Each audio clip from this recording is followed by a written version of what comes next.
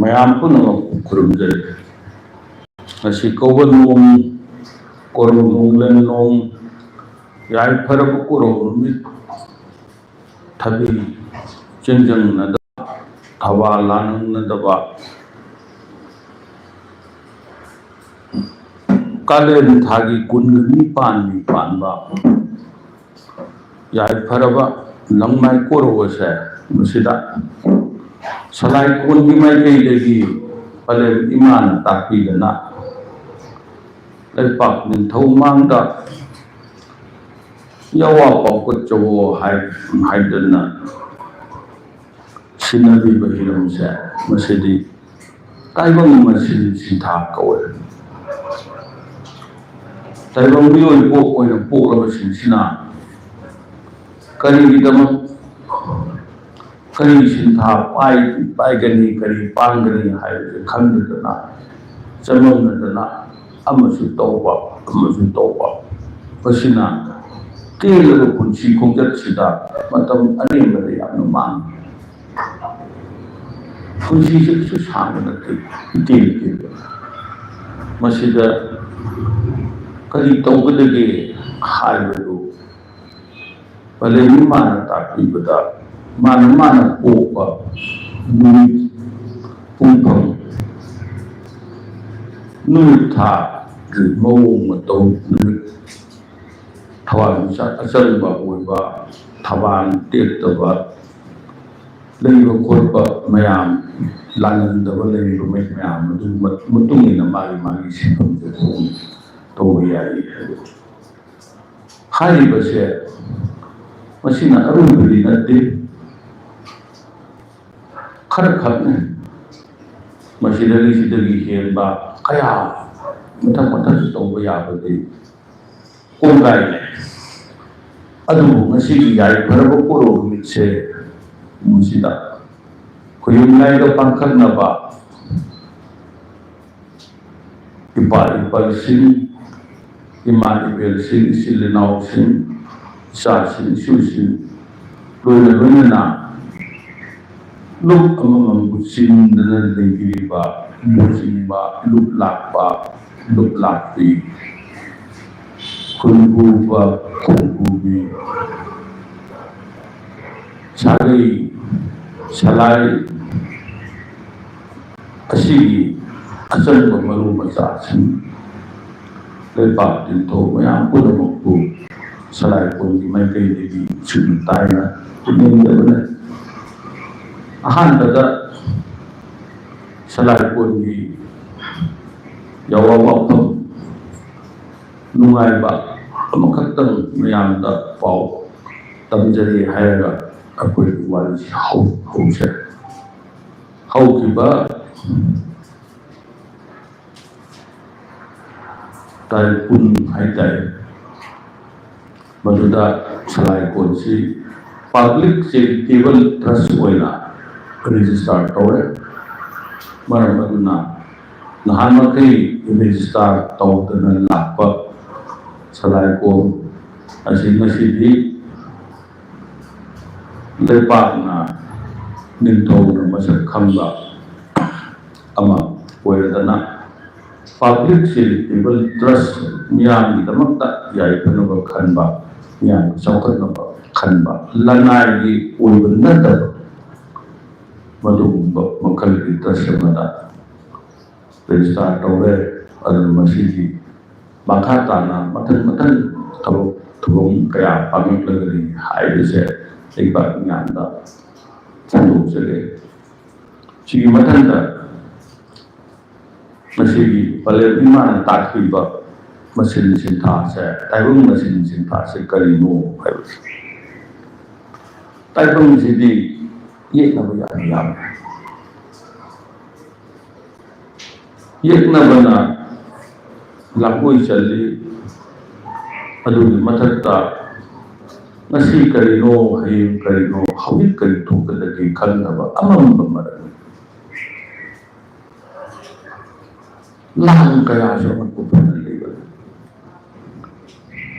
ꯆꯍꯤꯒꯤ ꯄꯤꯕ ꯂꯥꯡꯍꯩ ꯀꯨꯝꯁꯤꯡꯒꯤ ꯄꯤꯔꯛꯄ ꯂꯥꯡꯗꯨꯒꯤ ꯃꯊꯛꯇ ꯑꯃꯨꯛ ꯑꯄꯥꯏꯕ ꯈꯨꯗꯛꯀꯤ ꯂꯥꯡ ꯀꯌꯥ ꯑꯃꯁꯨ ꯑꯃꯨꯛꯁꯨ ꯊꯣꯛꯏꯕꯅꯤ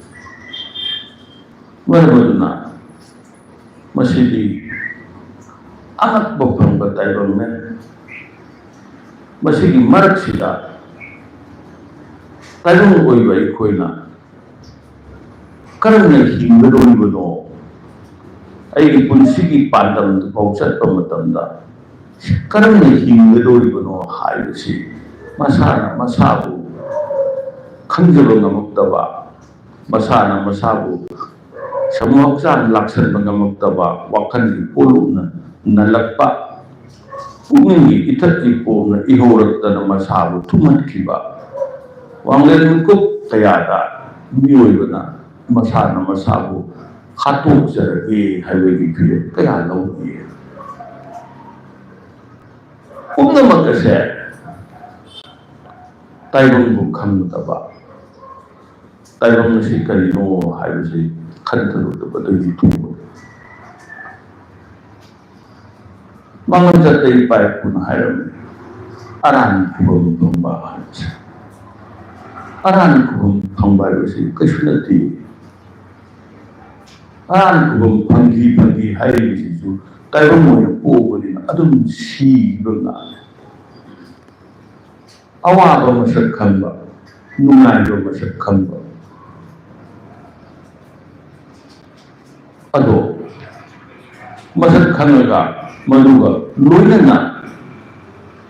ꯃꯊꯧ ꯄꯥꯡꯂꯛꯄ ꯇꯥꯔꯕꯗꯤ ꯃꯗꯣ ꯑꯔꯥꯟ ꯈꯨꯕꯝ ꯐꯪꯕ ꯃꯈꯜ ꯀꯅꯥꯒꯨꯝꯕꯒ ꯈꯠꯅꯕ ꯁꯥꯎꯅꯕ ꯐꯨꯅꯕ ꯌꯩꯅꯕꯗꯤ ꯀꯌꯥꯝ ꯀꯨꯏꯅ ꯐꯨꯅꯕ ꯉꯝꯃꯤ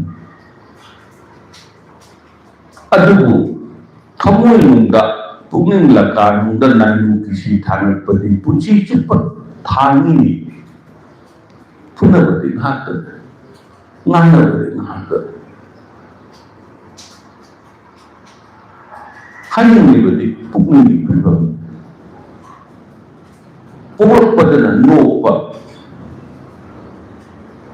ꯁꯤꯕꯗꯅ ꯀꯞꯄ ꯇꯥꯏꯕꯪ ꯍꯧꯅ ꯁꯥꯟꯅꯩ ꯅꯣꯡꯃꯗꯤ ꯁꯤꯌꯨ ꯍꯥꯏꯕ ꯇꯝꯃꯕꯅꯤ ꯍꯥꯏꯕꯁꯤ ꯄꯣꯛꯂꯛꯄ ꯃꯤꯀꯨꯞꯇꯨꯗ ꯈꯪꯕ ꯃꯇꯝꯗ ꯀꯔꯤꯒꯨꯝꯕ ꯄꯣꯛꯑꯝꯗ꯭ꯔꯒꯗꯤ ꯃꯁꯦ ꯁꯤꯔꯣꯏꯗꯕꯅꯦ ꯄꯣꯛꯂꯛꯏꯁꯦ ꯁꯤꯔꯗꯕꯅꯦ ꯁꯤꯕ ꯍꯥꯏꯁꯦ ꯑꯋꯥꯕꯅꯦ ꯀꯥꯏꯅꯕꯅꯦ ꯍꯥꯏꯕꯗꯨ ꯈꯪꯉꯀꯥꯟꯗ ꯄꯣꯛꯄ ꯃꯇꯝꯗꯨꯗ ꯀꯞꯄ ꯉꯝꯃꯛꯇꯦ ꯁꯤꯕ ꯃꯇꯝꯗꯨꯗ ꯃꯥꯁꯦ ꯑꯃꯨꯛ ꯍꯟꯅ ꯄꯣꯛꯂꯛꯑꯔꯣꯏ ꯅꯠꯇ꯭ꯔꯒ ꯃꯥꯒꯤ ꯇꯥꯏꯕꯪꯒꯤ ꯑꯣꯏꯕ ꯂꯥꯟ ꯑꯋꯥꯕ ꯃꯌꯥꯝ ꯅꯥꯟꯊꯣꯛꯄ ꯆꯠꯈ꯭ꯔꯕꯅꯦ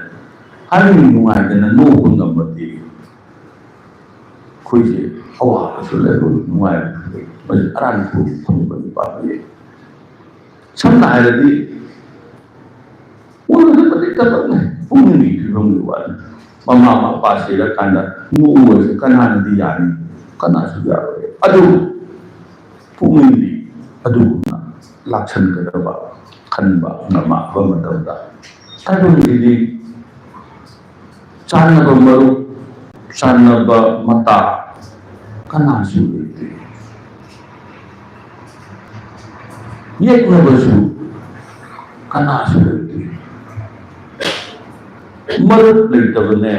यज्ञ लेटबने यज्ञ मात्रने मरुद मात्रने हाइबे अदुना यज्ञ कना लेती मरुद कनासु यावती इथंदा पोपनी इथंदा सिर चत्तिलोनी पुंसी हाइबसे ताकत अमखतने तौबदी थवाई खुंजत थवाई लापनी थवाई हिंगंबनी थवाई सीसी थवाई सीरी हाइबे थवाई तो मसीब नते सीबगी खुंजत बचपनी चत्तिबदी थवाई खुंजत ने हजान पल्लम ने इथंदा ꯑꯩꯅ ꯀꯣꯛ ꯆꯤꯛꯄ ꯃꯇꯝꯗ ꯑꯩꯒꯤꯗꯃꯛꯇ ꯁꯤꯔꯒꯦ ꯍꯥꯏꯗꯅ ꯑꯩꯒꯤꯗꯃꯛꯇꯅꯦ ꯍꯥꯏꯅ ꯂꯩꯔꯤꯗꯤ ꯑꯩꯒꯤ ꯇꯥꯡꯂꯣꯏ ꯅꯨꯡꯁꯤꯕꯗꯣ ꯅꯠꯇ꯭ꯔꯒ ꯑꯩꯒꯤ ꯏꯄꯨꯔꯣꯏꯕ ꯅꯨꯡꯁꯤꯕꯗꯣ ꯅꯪ ꯉꯥꯏꯍꯥꯛ ꯅꯀꯣꯛ ꯈꯖꯤꯛꯇ ꯆꯤꯛꯄꯤꯌꯨ ꯑꯩ ꯈꯥꯡꯕ ꯉꯝꯗꯦꯅꯦ ꯍꯥꯏꯕ ꯌꯥꯔꯣꯏ ꯀꯅꯥꯁꯨ ꯈꯥꯏꯗꯣꯛꯄ ꯌꯥꯗꯦ ꯃꯁꯥ ꯃꯁꯥꯗ ꯑꯁꯤꯒꯨꯝꯕ ꯃꯔꯛꯁꯤꯗ ꯇꯉꯥꯏꯐꯗ꯭ꯔꯗꯤ ꯀꯩꯅꯣ ꯄꯣꯛꯄꯗꯒꯤꯅ ꯁꯤꯕ ꯐꯥꯎꯒꯤ ꯃꯤꯀꯨꯞꯁꯦ ꯃꯁꯤ ꯌꯥꯝ ꯁꯥꯡꯒꯗꯧꯔꯦ ꯑꯩꯈꯣꯏꯅ ꯈꯜꯂꯦ ꯃꯁꯤ ꯃꯐꯝꯁꯤꯗ ꯌꯦꯡꯁꯤꯟꯕꯤꯔꯤꯕ ꯑꯍꯜ ꯂꯃꯟꯁꯤꯡ ꯏꯆꯤꯜ ꯏꯅꯥꯎꯁꯤꯡ ꯑꯉꯥꯡ ꯑꯣꯏꯔꯤꯉꯩꯒꯤ ꯄꯨꯟꯁꯤꯗꯨꯕꯨ ꯉꯔꯥꯡꯗ ꯑꯣꯏꯈꯤꯕꯗꯨ ꯈꯜꯂꯤꯅꯦ ꯑꯩꯈꯣꯏ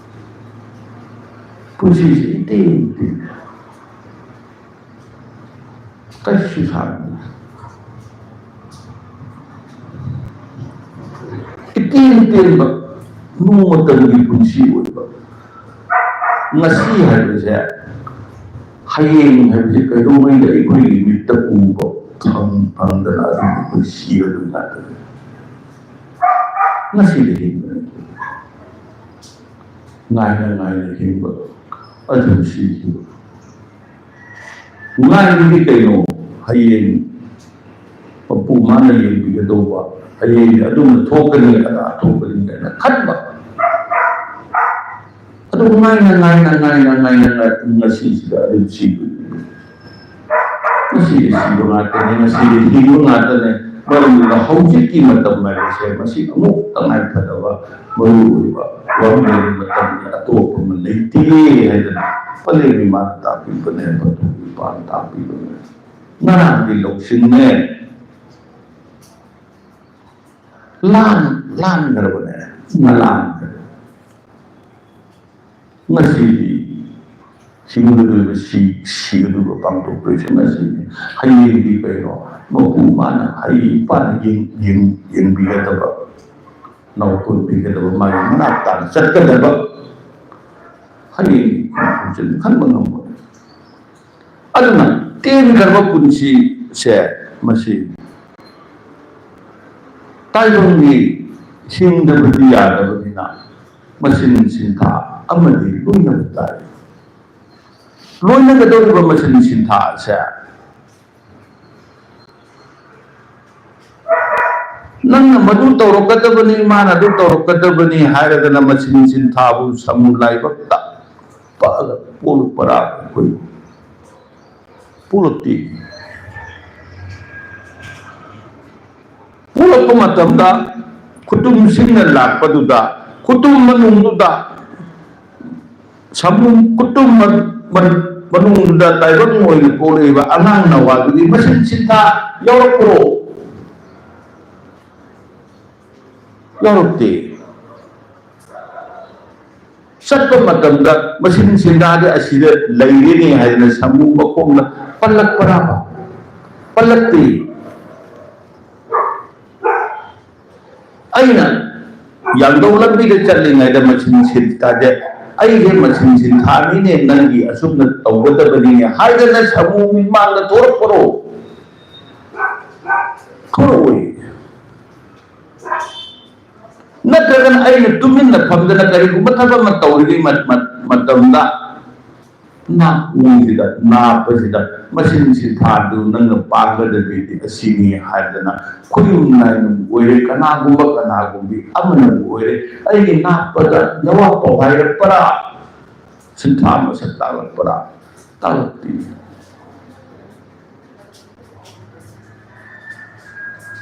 adu oire gadi MASIN Sintha sih kaino, aduh benar. Malamdi, menunggu chingba haibasi matangai karakter, chingba haibasi matangai karakter begini kari tahu MASIN Sintha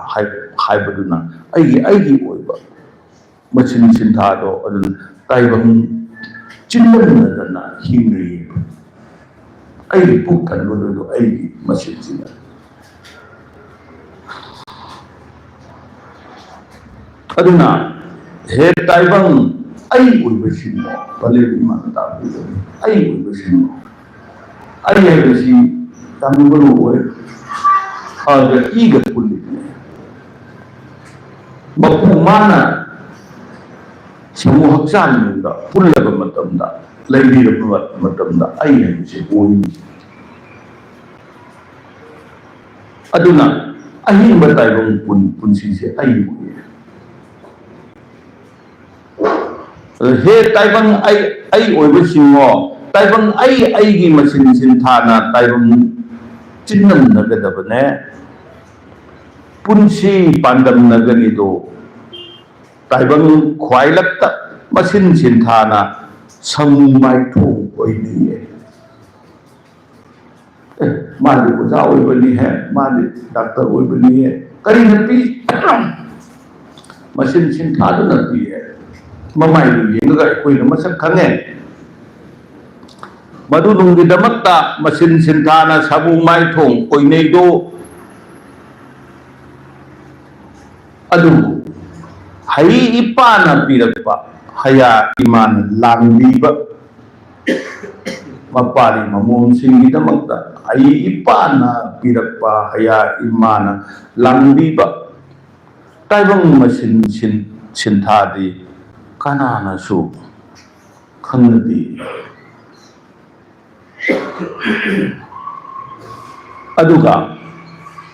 taibang kanage su piraibido mahana tawruba taragadi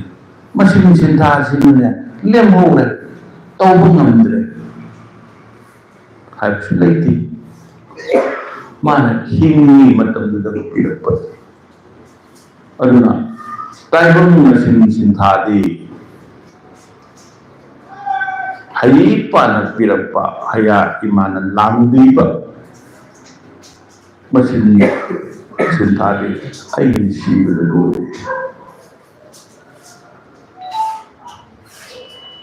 ai sibada loire haibadu khandabana kajore ai masi taibang thadu ondai matam sita ai isa mayum balhudriye ai isa apik lehoriye ai hingol samban ngamdiye haidana ai pungna taibang thadokpa ngamdiye ai thabak lehori ai masin lehori haida thawai man thadokpa ngamde taibang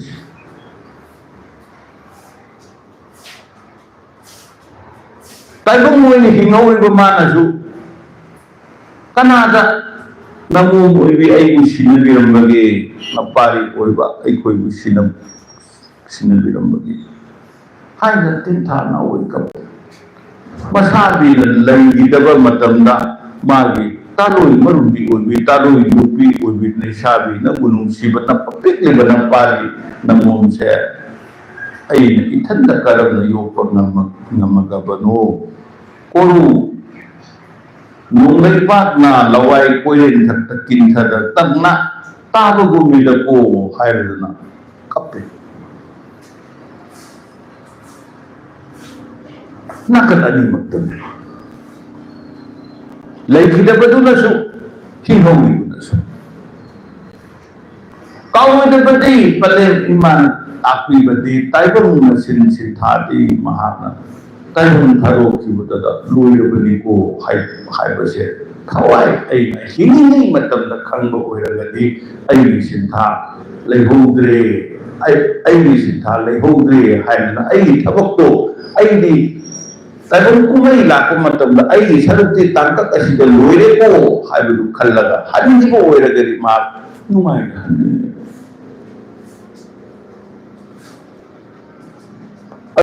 ai masi walau ko haina khallagadi ai chatpa ngamui aduna sattadabani ngai dawe siradana thawai aduna ne taibang pando thadu ko haina khallagasu thawai aduna thaba ngamdana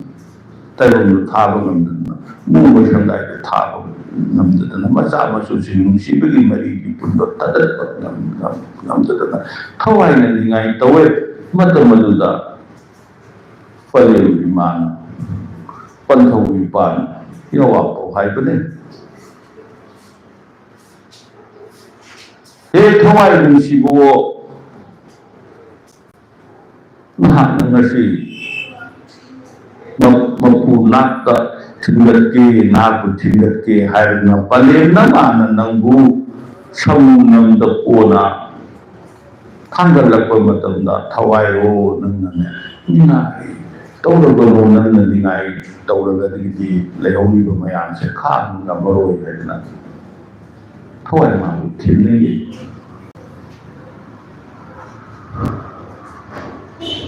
ꯑꯗꯨꯕꯨ ꯊꯃꯣꯏꯅꯨꯡꯗꯗꯤ ꯑꯩꯒꯤ ꯁꯤꯟꯊꯥ ꯄꯥꯟꯒꯗꯕꯗꯤ ꯋꯥꯠꯍꯧꯔꯤ ꯍꯥꯏꯗꯅ ꯈꯟꯗꯅ ꯂꯩꯍꯧꯔꯕꯅꯤꯅ ꯐꯅ ꯌꯥꯝꯅ ꯊꯦꯝꯃꯁꯨ ꯐꯅ ꯌꯥꯝꯅ ꯍꯥꯏꯔꯁꯨ ꯀꯥꯕ ꯉꯝꯗꯦ ꯉꯝꯗꯗꯅ ꯂꯥꯏꯊꯧ ꯂꯤꯁꯤꯡ ꯑꯃ ꯇꯧꯔꯁꯨ ꯂꯥꯏꯔꯧ ꯂꯤꯁꯤꯡ ꯑꯃ ꯁꯣꯜꯂꯁꯨ ꯊꯋꯥꯏ ꯃꯥꯅ ꯀꯥꯗꯕꯗ ꯑꯩ ꯀꯥꯒꯗꯕ ꯃꯥꯅ ꯀꯥꯔꯔꯣꯏ ꯍꯥꯏꯗꯅ ꯈꯟꯗꯅ ꯂꯩꯔꯕ ꯃꯇꯝꯗ ꯀꯔꯝꯕ ꯃꯇꯝꯗ ꯀꯣꯔꯧ ꯅꯣꯡꯂꯩꯄꯥꯛ ꯌꯧꯕ ꯃꯄꯨꯒꯤ ꯅꯥꯛꯇ ꯇꯥꯅ ꯆꯠꯂꯛꯀꯗꯣꯏꯅꯤ ꯆꯥꯒꯗꯕ ꯑꯩꯅ ꯆꯥꯔꯔꯣꯏ ꯍꯥꯏꯗꯅ ꯆꯠ ꯂꯥꯎꯅ ꯂꯦꯞꯇꯅ ꯂꯩꯔꯕ ꯃꯇꯝꯗ ꯑꯩꯒꯤ ꯌꯥꯗ ꯀꯅꯥꯅ ꯆꯥꯔꯨꯛ ꯀꯌా ilagtala yaase thalina puk thalanba ngamakadadi kanasu chakadabadi aine lekhatkadabusu aine hawakadabusu aine hawakadaba chakadaba aina hawatrabada chatrabada kananasu aibu laktana chindana lekhatkadaba ngamui chadanba ngamui aduna Palemana takibadi masin sintha haurakpadi taibang oina pokpadagi haure taibang thaba matamda masin sintha loirabani khangmo pari nungsibasin imun nungsibisingo haiba aduna natrabadi nakhurgi haye taibang tharakana thawai khongjat lakpa matamda thawai nangna taibang lipun langdagi nanthokpa ngamoye ngamdaba matamdududi nang kamai tauradi mira lamba oina koi pai lirani namu taibang mipattaba singna thawai mabu pharaga phattaba thabakta sanabu yokala laibak thiru kaya thurapani aduna masin sintha karamba matamda pangbagi karambadagi kadai pangbagi haiba khanggadabani aduna mapu mana panthau ipana hai ipana pibiba haya imana langbiba taibang yoi pokidi masin sintha amata lehowdabane hingi matamda nahana tawgadaba khudimak tawo loirundragadi nang nambado adu hawdane tawnabagi nang kharabane kalwa taibang mayam pumnamakse masi awaba ama laydi kaino taibang pumnamaksina masin sintha onarubadagi taibang sintha mayam ama lemaga lehowa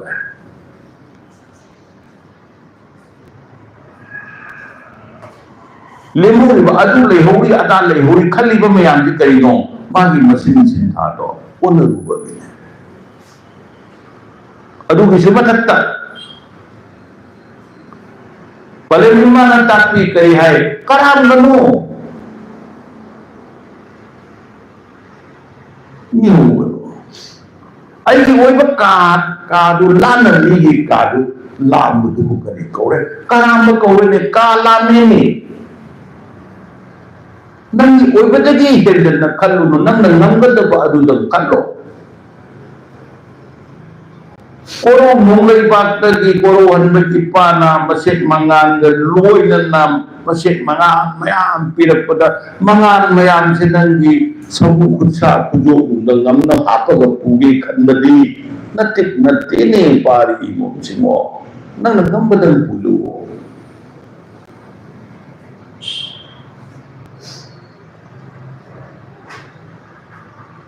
tung warakadabne aina khanbadagi aina nang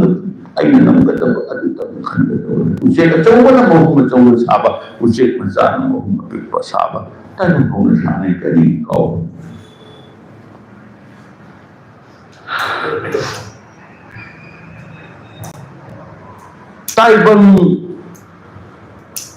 Taibang iwang-badi namupong oiba thoiba sino samu khutpham mapok phaba sino samu khutsu mata thirakpadi tengnam tengna hapa yanbi leika lemna leitau lahikna leitaye nawa angang oirei samu khutum tana khubi lichuk naringai ipare sibu imom sibu tunglam chatta masin sintha kari haina namu mapukthok kari chindam nagana baruda Tidakkan lagi matamda khubi chilchuk nadana lagi matamda masin sintha kari tawgadabano haina madudagi hawna khandana lagi kari haina kanana mo अगर कोई खल ले अनांगुदी चानबा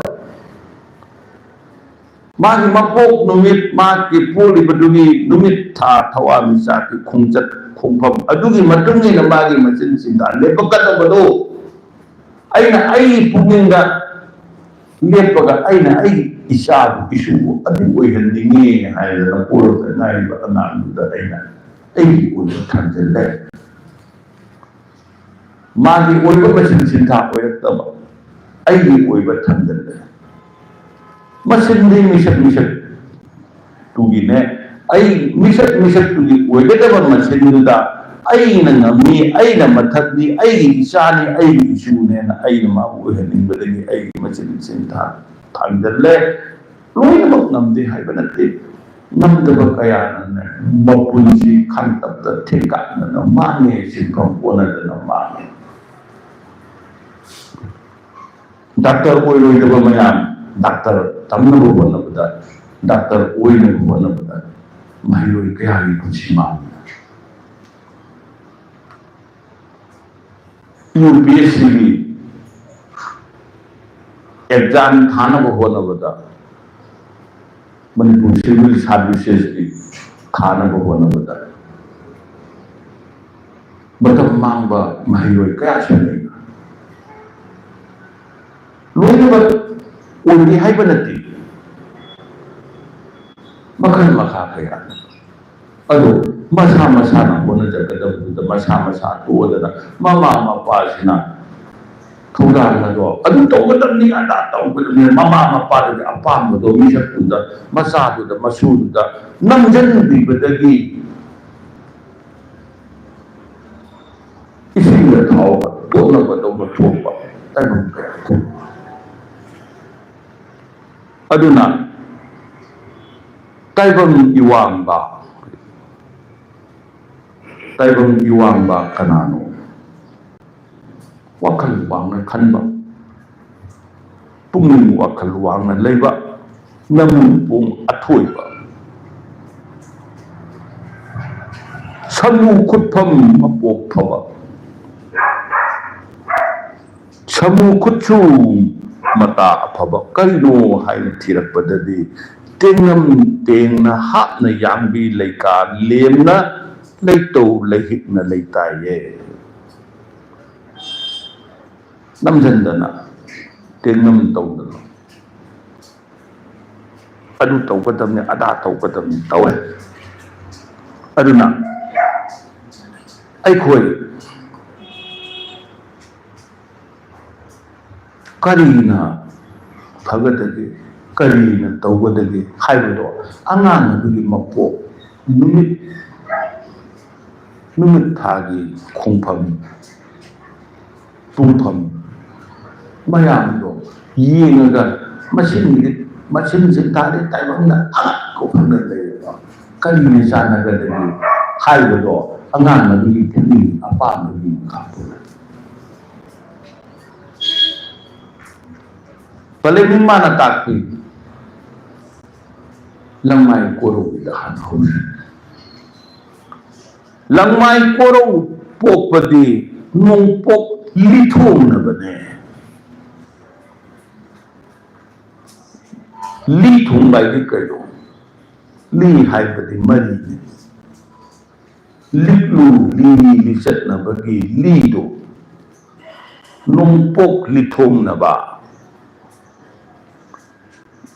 maset mangan nai ba punsi haibani malang nung sit humoy na ba makutsu kulay lidam nana liri pampoy na ba di langmai koro pokas moy galan masigi londa da hairaga khang ten pai ba kutsu kulay pai na masin Sintha pangba mi moy galan pilot oibagumba army officer oibagumba police oibagumba warak wate masai paiba ngamba di judge oibagumba logi tawya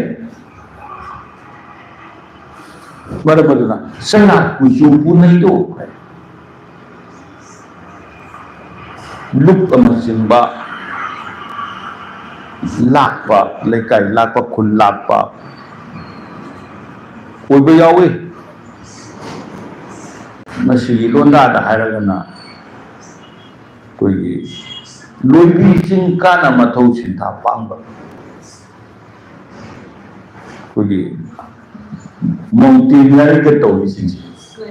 koi climbing to isin aduga su adu mi ay no mai isin adagidi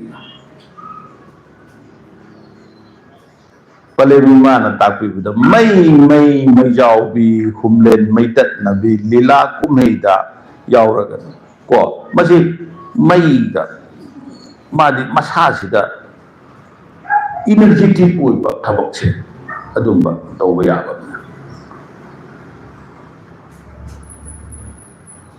kumei sanaba lila shumang lila gumba drama gumba yaure khale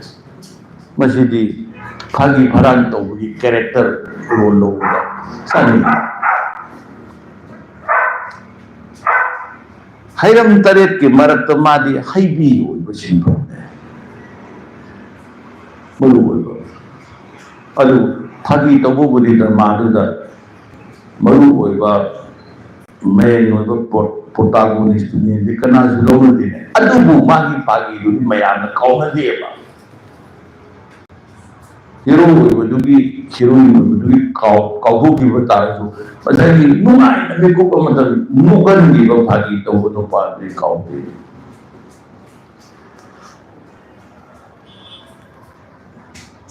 legan si mar tasu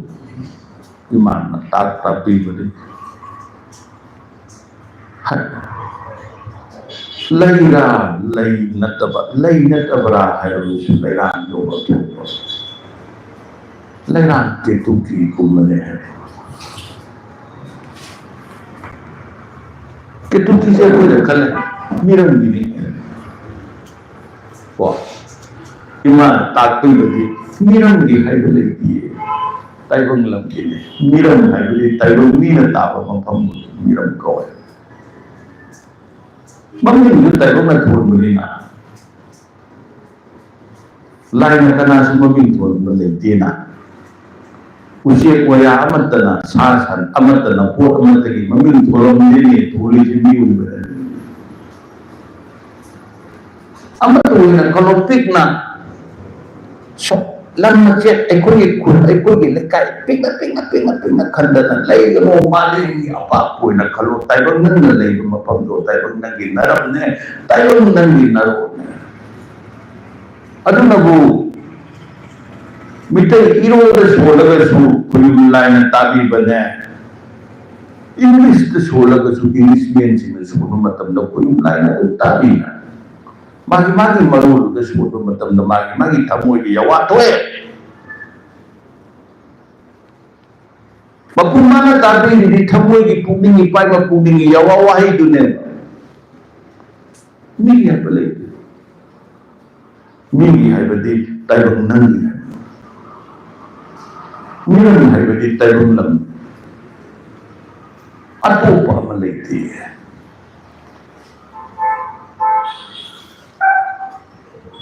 Karigumba madi jagoi sabsu yai. Jagoi sa nongmaijing pokpas. Jagoi sabadasu masi maming chat. Adubu mana sabad jagoi di.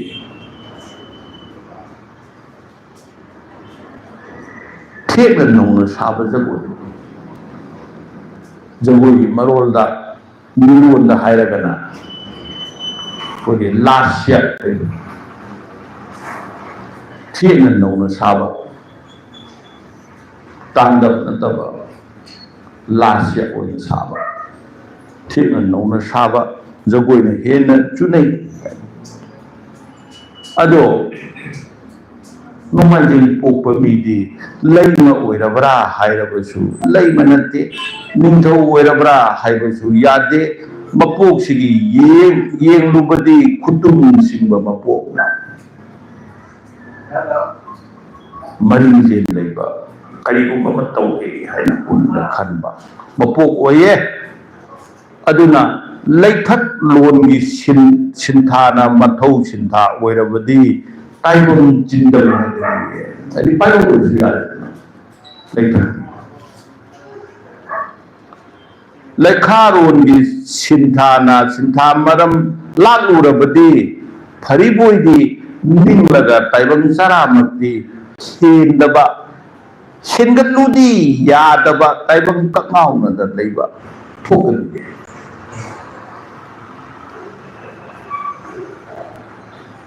aduna karigumba sinta koi haidi oza oiri mas oza oirakasu chok dasar paiba nataba sai paiba army training ki police ki oza oiragumba नत्रगना पोइंटर पायरगा तौबा थबक असांग सही म पायरगा तौबा अदुगुंबा तौबा याय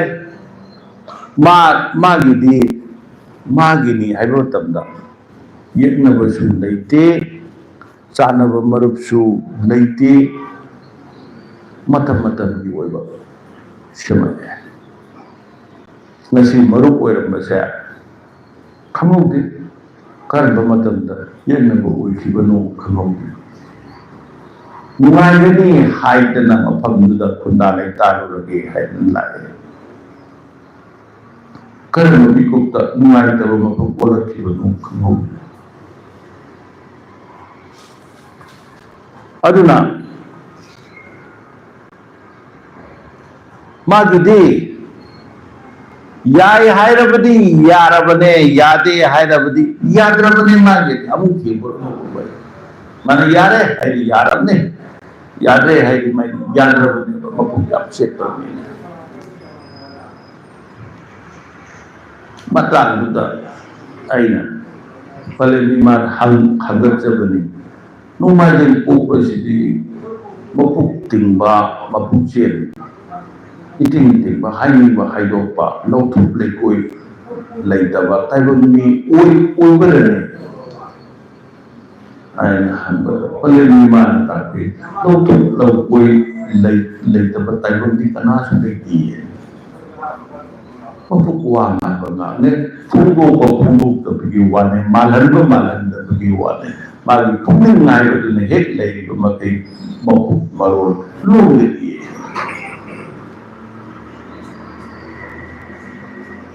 aigi jam charni pungin dawa thamba haide kan haide masana masabu abhavani haina punna bagi certificate pijabale aduna wakan khandaba mi leitabadina mapunda nindaba mi leitabadina nanu kisi thandraba mapuktawa amatta thamde haiba mi sang khenabadi ai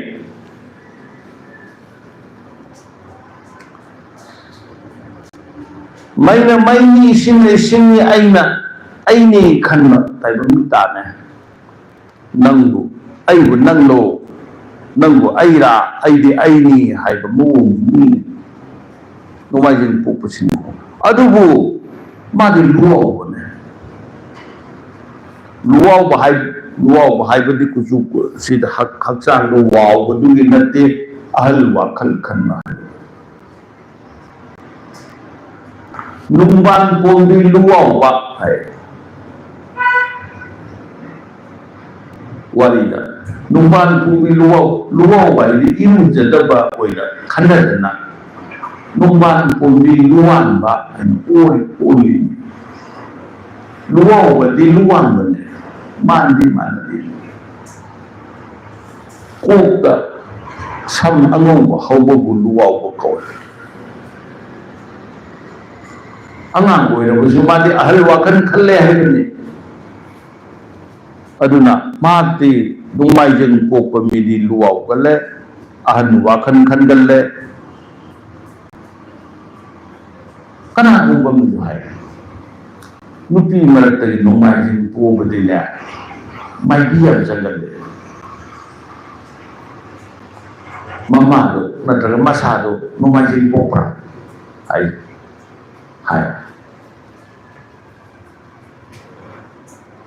masida matang palen iman takpibani kari takpibano hada lu no wang labadi taibang sa atay di koru nong don da khoyum laire pak lai khanabana khoyum samnagalle khanabane la ne bidi mathak lai ne ko loim khali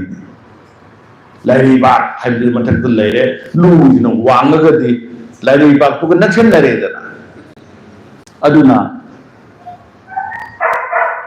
khoyum lairi bak ka nakshan nagalle khoyum ga nakshan nagalle maram ni kari luwang bo uibanane awang bo wakal khanba achau bo wakal khanba madu taibang ga iman manadrabani na philosopher singi ngawi haibisi kari no taibang isam jalla khalli wakan do mui wakan dana thaam da khalle da bui ek no men wo basi no men wo du ngawi haibisi aduna khul mataugan khangba haibisi tungan wala magidi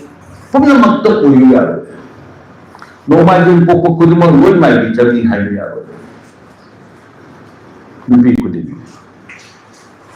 aduna kaidore magi changi changrabra haibadi changneba nongmaijing pokpa nattabadasu adum changne kari changbano haibadi magi topa thawan mari likoi narakpada sanan robadi oigan thawan misak achangba da pokbo oiraba thawan soinai daba numit ka tanna waina daba da pokba adugumba pumpham maduda polakpadadi khoyum lai tai narakpa yaba khoyum lai ga naksan narakpa yaba magi ni wakal legalle aduna hauji lai tonge na haibu singse tasengna khoyum lai asengudura natraga ne lamui mara haibu se khani ngai boye loina baki wana tipo khara khati mamana mashak konbu mashak padang menju lagi derada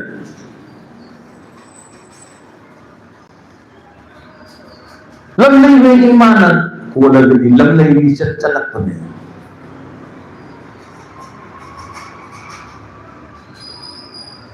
khoyum pale ni mana panthau ipana thagonaba oirakbadi karigi chungwadagi chungi hairagadi machau mayam muni misi mayam agakpada chungani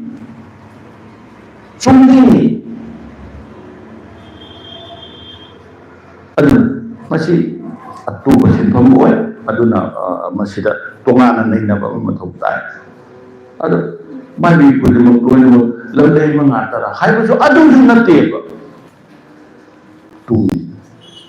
aduna tangkat kadai dana kadai bhauno haibado sidi tongana neinaga tauba mai baroli wale tongana thamsi aduna ikoina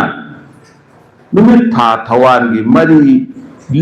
likoina rakpa da haide numit tha sum koiraga sum lakpuda thawai mana chalakpuda magi pupam tara ubudo adugi matungina sanarabadi koin mai samne ya nongmaijing popo kulina proina mai bi ungi sabiti aduna adugumba miyoidudi nongmaijingda posu pokru atopada posu chinu laibu ninge chinu khoyumna thaujanbiye nongmaijingda pokpa ngatana adu changani laite matawa sungumantana ningthoukaba gisu leipak pokpagisu atopa nulisinsu loina matang di masat diye aina matakta khara pandana leiba nongmaijingdi karamna tawbanbage haibaduni chawrappa ma haibani asina taba atopa tawba yadabra haibani isu leite mara chanagadabadi karino pale iman takibada thabak adu tawba matamda mamundane matam haukiba khanghaudaba awaba phawdaba maduna mamundadi kanaba magi hingdaba pukchak oibado magi masidi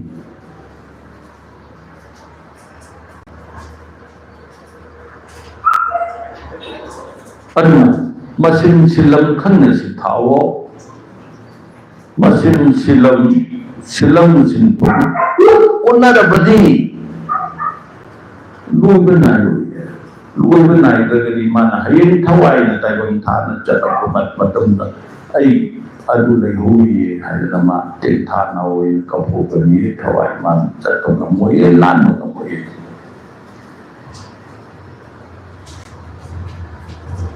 adu lai khoi masin Sintha haibase karino masi koi khanja da hindu taba aduna silam sinthong onnaba kaya lay ibuli badi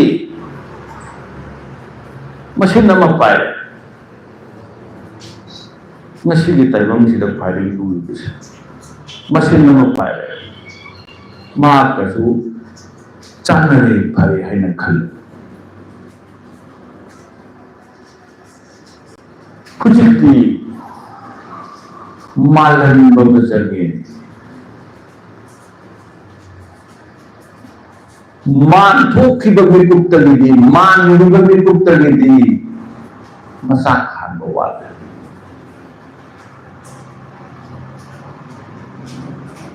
mahailoi oina leirakpaja mahailoi oiba mapa guru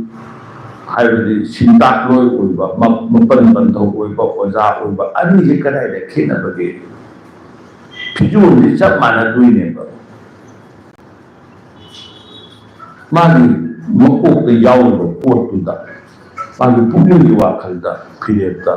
khenabage duineba aduna hawjikti kaidawre param kayasi laik ta phom khara paraga mi amanina hangkhot tawraga adum thabak taw Yang yang mai pakwa mi le ko yai ko no mo ki lu to oza oi bana hale le ko sa to tam da ho la ko do oza oi ko oza oi ko ki le gi mai roi oi ni le aduna adu ore su haide na yet ba namna na yet pagi mari lo na lagi po ke asum bagi masak ma aina khanbaduna thawani aina khanbaduna thoibani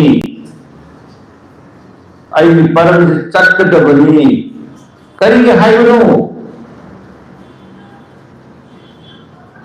sa ka oirat ka mahiroi oirat ka bi kuda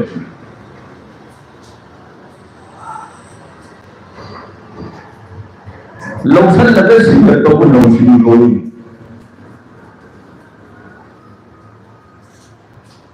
alo Kanada gi ni be do mapan pan thau oi ba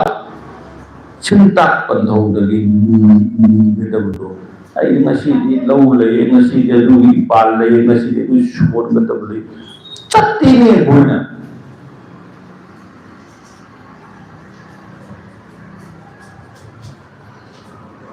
wahida chinda phajabana yaroe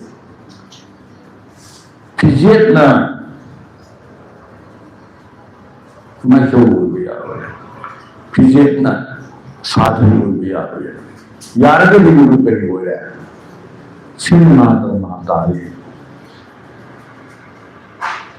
cinema da police hoiba cinema la da police hoiba doctor hoiba kana thui drama matik di maje police oiga oira boy doctor oira boy neinaba adu drama do he oi matlab mali police se budu oi di doctor se budu oi di masana din thange ai na tawi be je oi je je adu khanga da du ke dora masana masabu ni namne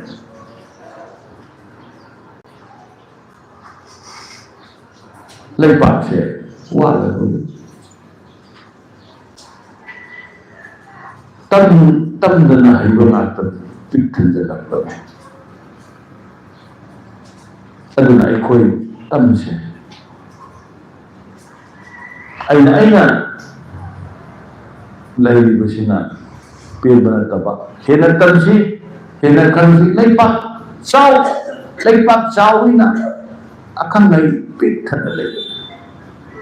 hamsi chingi awat pa ni nan na ba san na ba ko te koi na thiye alu ko ki awat ko de koi na kana ni manak sa daga ni du kana ni manak sa la hapak ko do no wala guru ni manak sa pada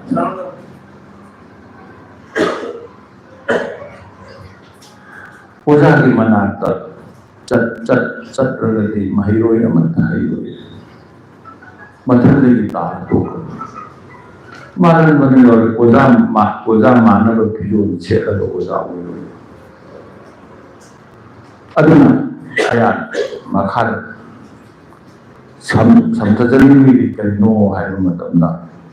maran bari thabk to se au du oi na ba adu oina ba to matamda angang bu ya ahan bu ya hangba tandaba tae angang ma bu kamaina ai ko ja ku ni na haina khalla du no khalla ya de akan ba na ko ja ne ai ba ko ja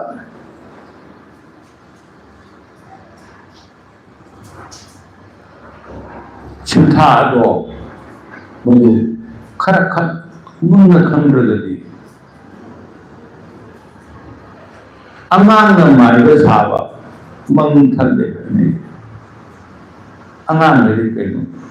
khan da ba do angang ngasi thorom ayam ba se kurang ban ki thorom on da ni ba ban ni yen ba da din ma ba manung da ni ka shu yaw da puba matamdi sok chawba kasalla matamdi kari ngawamda manin maijing batayong oile aduri koy asumma mai kaida afaba mai kaida pagi param chatpa pugi puram chatpa manu chatpa ngamnana bagidamda ekoi tamsi ekoi haisi ekoi hamnada ikai dumsi mapa mamada masani ikai ba onadi adun leipak sawi akhang miyam ekoi chatsi amatana su pilumsi madan hangalkana mayam dili masina phai haido khala kana ekoi sipam paisi apa masida masidi oinadi haiba haido oijage Sallaikon di Meetei di matang sida masidi oina wangin pun masih tarak labadina mayam amu sudah taina pulinjari koranjari bakara sida mayam bu kapamda koranjana kacari bayawa haije masida suri kilan diba maning mamang unat bakaya yawarusu ngakpi haiba puyu matin mayai cienba sepak thoni na mayam ko naman na ngakpi ramu haiba yawa asimata aroy oy kacaraga mayam ko naman pukurun dariya hai haya